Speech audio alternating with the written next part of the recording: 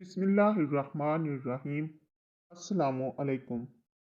कहते हैं कि पहले वक्तों में एक अरबी ने अपनी बीवी को तलाक दे दी।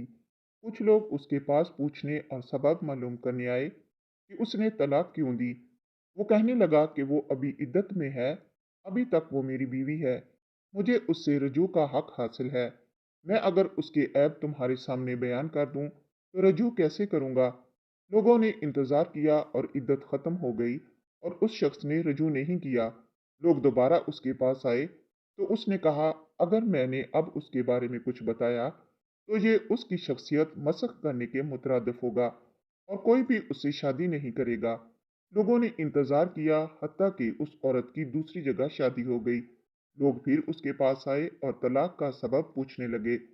उस अराबी ने कहा, अब चूंकि वो किसी और की इज्जत है और मरवत का तकाजा ये है कि मैं पराई और अजनबी औरत के बारे में अपनी जबान बंद रखूं। क्या आज के दौर में ऐसे लोग हैं?